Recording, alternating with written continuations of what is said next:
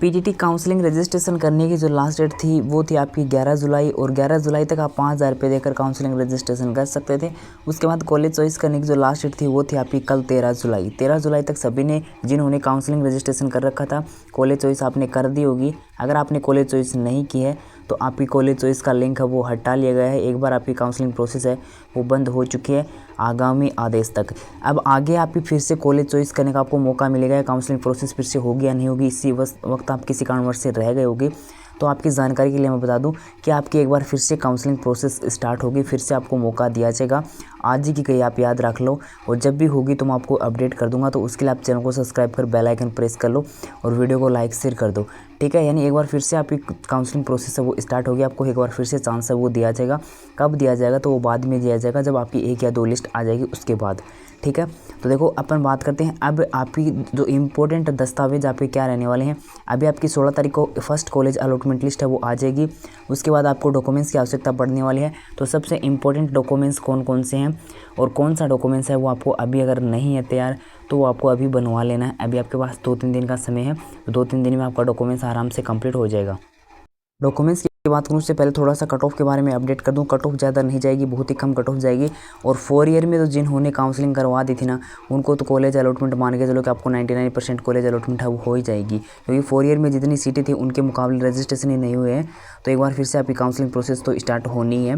तो जिन्होंने 4 ईयर में काउंसलिंग करवा रखी थी उनको कॉलेज अलॉटमेंट हो जाएगा। बात करें 2 ईयर की, तो 2 ईयर में भी इतनी ज़्यादा कट ऑफ नहीं जाएगी। मतलब अपन जितना अनुमान लगा रहे थे कि 400 चल जाएगी, ऐसे चल जाएगी, इतनी को नहीं जाए, थोड़ी कम ही जाओगी, ठीक है। क्योंकि आपका जो रजिस्ट्रेशन हुए हैं लगभग वो 1,25,30 हज़ार के आसपास रजिस्ट्रेशन हुए हैं। 1,07,000 कुछ सीटें हैं, जो पिछले वीडियो मैंने आपको डिटेल से बताया था कि कितनी सीटें हैं, कितनी कॉलेजें हैं, रजिस्ट्रेशन कितने हुए थे। उसके बाद एक दिन और रजिस्ट्रेशन लेते लेते तो उस रजिस्ट्रेशन में कितने रजिस्ट्रेशन हो गए होंगे, ज़्यादा से ज़्यादा 5,000 हो गए होंगे, 7,000 हो गए होंगे, 10,000 हो गए होंगे। उससे ज़्यादा तो रजिस्ट्रेशन हुए नहीं होंगे। ऐसा तो है नहीं कि एक दिन में 50,000 रजिस्ट्रेशन और हो गया, ठीक है। तो ऐ तो है नहीं, तो कट ऑफ कोई ज़्यादा कट ऑफ कौन जावे। तो थे डॉक्यूमेंट्स जो मैं बताने जा रहा हूँ, डॉक्यूमेंट्स आप तैयार कर लीजिए जिनको ये लगता है कि मुझे कॉलेज अलॉटमेंट हो जाएगी उन स्टूडेंट के लिए। तो देखो सर्वप्रथम सबसे इम्पोर्टेंट डॉक्यूमेंट्स जो है वो आपका है जाति प्रमाण पत्र, ठीक है। जाति प्रमाण पत्र जो है ना वो आपका वैलिड होना चाहिए, और वो अगर वैलिड है ना तो आपको कोई दिक्कत नहीं है, आपको रिजर्वेशन का लाभ मिल जाएगा। अगर वैलिड नहीं है तो फिर आप जनरल में जाओगे और फिर वहाँ पे मेरिट आपको जनरल की केस से आपको कॉलेज चॉइस है वो होगी फिर। तो जाति प्रमाण पत्र के जो मतलब कितने साल का आपका जाति प्रमाण पत्र है वो होना चाहिए, कौन सा जाति प्रमाण पत्र है वो वैलिड है वो मैं आपको बताने जा रहा हूँ। बाकी सभी के पास है, मार्कशीट वगैरह सबके पास है। देखो 10th की मार्कशीट आपके पास है, 12th की मार्कशीट आपके पास है। कॉलेज से अगर आपने किया था कॉलेज मतलब बीएड 2 वर्षीय बीएड हो तो उसमें आपको कॉलेज की मार्कशीट आपके पास होगी। रिजल्ट नहीं आया तो उसको लेकर भी मैंने आपको बताया था कि आपको क्या करना है, यूनिवर्सिटी में जाकर अपना रिजल्ट लेके आना है। और आपकी अगर डिग्री नहीं आई तो भी आप यूनिवर्सिटी में संपर्क करें, ये पिछले वीडियो मैंने आपको बताया था। और अगर आप एमए के बेस पे बीएड कर रहे हो तो उसमें आपको एमए वगैरह की मार्कशीट है वो आपके पास होनी चाहिए। और उसमें परसेंटेज आप सभी को पता है कि कितने परसेंट आपके होने चाहिए। 50% है वो जनरल के स्टूडेंट है, और बाकी 45 जनरल और ईडब्ल्यूएस के लिए 50, और बाकी जो कैटेगरी है उनके लिए 45% है वो आपकी होनी चाहिए। उस तभी आपका एडमिशन है वो कंफर्म होगा, अन्यथा फिर आपका वो रिजेक्ट कर दिया जाएगा। आगे बात समझ में, ये है आपके मेन पॉइंट डॉक्यूमेंट्स। उसके बाद आपको थोड़ी बहुत जो भी आवश्यकता पड़ेगी, अगर आप 4 ईयर कर रहे हो तो आपकी टीसी वगैरह मांगे तो डिपेंड करता है कॉलेज के ऊपर, तो वो कोई ज़्यादा बड़ा डॉक्यूमेंट्स को नहीं है। जो सबसे इंपॉर्टेंट डॉक्यूमेंट्स है वो है केवल और केवल जाति प्रमाण पत्र। बाकी डॉक्यूमेंट्स आप एक दिन में भी तैयार कर लोगे, जो आपको मांगे जाएंगे वगैरह वो। आय वगैरह की आपको यहाँ पे आवश्यकता नहीं पड़ने वाली है। आय वगैरह की आवश्यकता पड़ेगी जब आप स्कॉलरशिप का फॉर्म अप्लाई करोगे उस टाइम, ठीक है। यानी अभी आपको आय की आवश्यकता नहीं पड़ने वाली है आपको, कहीं आपको यहाँ पे ये सोचो कि आय वगैरह भी बनवाना पड़ेगा। तो जो डॉक्यूमेंट्स हैं उसमें सबसे इंपॉर्टेंट है जाति प्रमाण पत्र। अब उसके नियम सुन लो कि कब से लेकर कब तक आज का आपका जाति प्रमाण पत्र है वो चलने वाला है। सर्वप्रथम मैं बात करता हूँ एससी और एसटी की। एससी और एसटी के जो स्टूडेंट हैं उनका जाति प्रमाण पत्र है वो कितना ही पुराना हो वो चल रहा है वो दौड़ है वो, मतलब कि आपको ऑनलाइन वाला होना चाहिए, ई मित्र वाला जो बने हुए वो होना चाहिए, जो भी सक्षम अधिकारी द्वारा होता है उसके द्वारा वेरीफाई हुआ होना चाहिए, तो आपका जाति प्रमाण पत्र है वो चलेगा। ऐसा नहीं कि 2020 को है तो कौन सा लगोगे वो भी चाल लगो, 2018 को है तो भी चाल लगो, 2017 को है तो भी चाल लगो, ठीक है। यानी ऑनलाइन वाला होना चाहिए, जैसे थारा टोकन नंबर वगैरह आधार कार्ड नंबर वगैरह ही वो आपको चाल लगो, ठीक है। उसके बाद बात करते हैं अपन ओबीसी, ईडब्ल्यूएस और एमबीसी की, ठीक है। तो देखो ओबीसी, ईडब्ल्यूएस, एमबीसी की, तो तो आपका जो जाति प्रमाण पत्र होता है वो होता है आपका इनकम के आधार पे। इनकम के आधार पे आपका जाति प्रमाण पत्र है वो बनता है। जैसे मैं बात करूँ ओबीसी को लेकर चलता हूँ, नॉन क्रिमिनल में जो आते हैं ना उन्हीं को केवल और केवल रिजर्वेशन का लाभ मिलता है, यानी आरक्षण का लाभ है उन्हीं स्टूडेंट को मिलता है।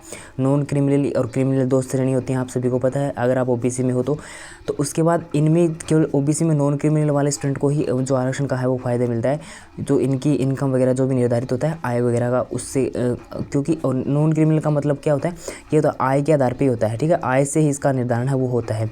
तो अब आपका जो आय के आपका जो रिजर्वेशन का निर्धारण होता है, तो आपका जो सर्टिफिकेट चलेगा नहीं, जो जाति प्रमाण पत्र चलेगा ना वो भी आपका जो वित्तीय वर्ष होगा उसी के आधार पे चलेगा। जैसे मैं आपको एग्जांपल की थोड़ा सा आपको बता दूं जानकारी के लिए, आपका जो वित्तीय वर्ष होता है ना अपना वो होता है 1 अप्रैल से लेकर 31 मार्च तक। 1 अप्रैल से लेकर 31 मार्च तक आपका अपना वित्तीय वर्ष होता है। तो इस वित्तीय वर्ष में आप अगर ओबीसी नॉन क्रिमिनल में थे ना, नॉन क्रिमिनल में, तो आप अगले साल जो आएगा मान लो 31 मार्च के बाद अगला जो वित्तीय वर्ष आएगा 1 अप्रैल के बाद, उसमें भी आप नॉन क्रिमिनल में हो या नहीं हो इसका आपको प्रमाण देना पड़ेगा। मान लो अब यहाँ पे समझ लो कि जिनके पास 1 अप्रैल से पहले का जाति प्रमाण पत्र था ना, उनके बाद 1 अप्रैल के बाद आपका नया वित्तीय वर्ष शुरू गया, तो आपको अभी ये प्रमाण देना पड़ेगा कि 1 अप्रैल के बाद भी आप नॉन क्रिमिनल श्रेणी में हो, मतलब आप उसी के श्रेणी का आप लाभ ले रहे हो, आप नॉन क्रिमिनल में हो।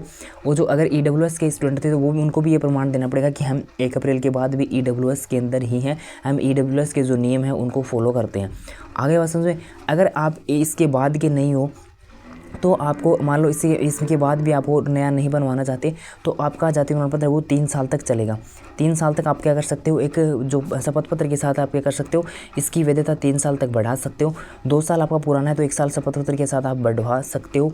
लेकिन मेरा यहाँ पे कहना ये है कि अगर आपका जो वित्तीय वर्ष का, अगर इस वित्तीय वर्ष का आपका जो प्रमाण पत्र नहीं है तो आप नया बनवा लीजिए या फिर ई-मित्र वाले के पास जाके बोल दीजिए, वो उसका समाधान आपका कर देगा ताकि आपको कल को प्रॉब्लम नहीं हो। और शपथ पत्र अगर आप बनवाना चाहते हो पहले का है तो भी आप कैसा कौन सा किसका शपथ पत्र बनवाना है उसका फॉर्मेट वगैरह क्या है जाके ई-मित्र में बोल दीजिए, वो आपको बता देगा, फॉर्मेट दे देगा। अगर आप शपथ पत्र बनवाना चाहते हो कहाँ पे क्या करवाना वो आपको आराम से समझा देगा, ठीक है। लेकिन इस वित्तीय वर्ष का आपका प्रमाण पत्र वो होना चाहिए, मैंने आपको समझा दिया 1 अप्रैल से लेकर 31 मार्च तक का, यानी अभी की मैं बात करूँ तो 1 अप्रैल के बाद का है वो आपका होना चाहिए। अगर पहले का आपका है तो उसके बाद फिर से आपको शपथ पत्र वगैरह है वो बनवाना पड़ेगा।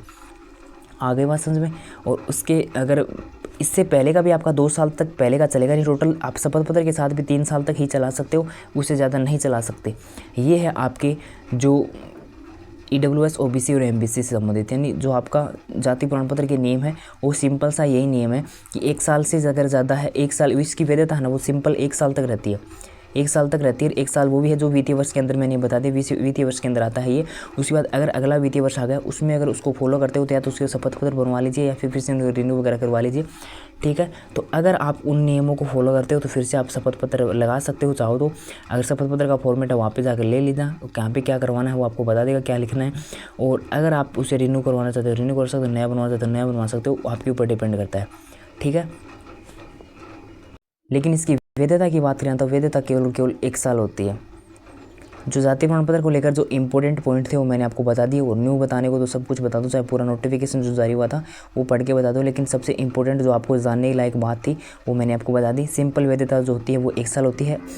SC/ST को छोड़कर SC/ST की लाइफ टाइम आप मान सकते हो, जीवन पर्यंत इसकी रहती है।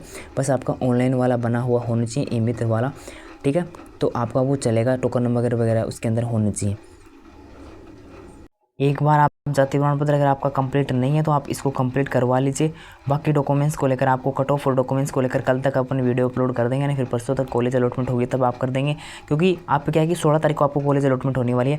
और जो प्रोसेस स्टार्ट होगी ना वो होगी 17 से लेकर 22 तारीख तक, यानी लास्ट डेट आपकी मान लो 16 तारीख को आपको कॉलेज अलॉटमेंट होती है तो आप 21 यानी 22 तारीख तक आप क्या कर सकते हो, फीस वगैरह जमा करवा सकते हो और आप क्या डॉक्यूमेंट्स है वो अपलोड कर सकते हो। लास्ट 22 तारीख तक आपकी रहेगी। अगर आपके डॉक्यूमेंट्स अभी कंप्लीट नहीं है तो 22 तारीख तक भी हो जाते हैं, और 22 तारीख को आप अपनी प्रोसेस है वो कंप्लीट कर देते हो तो भी आपका एडमिशन है वो हो जाएगा। ऐसा नहीं कि एडमिशन आपका रिजेक्ट हो जाएगा, ठीक है। बस ये कि 22 तारीख को जो आप डॉक्यूमेंट्स अपलोड करो वो आपकी कंप्लीट होनी चाहिए। आपके पास समय है इसलिए वीडियो आपको अपलोड किया है। अगर जो डॉक्यूमेंट्स आपकी कंप्लीट नहीं है अभी आप कंप्लीट कर लीजिए, ताकि कल को आपको कॉलेज अलॉटमेंट होती है आप अपना एडमिशन की प्रोसेस है वो उसमें कोई प्रकार की आपको दिक्कत ना हो और आपका एडमिशन है वो सक्सेसफुल हो जाए।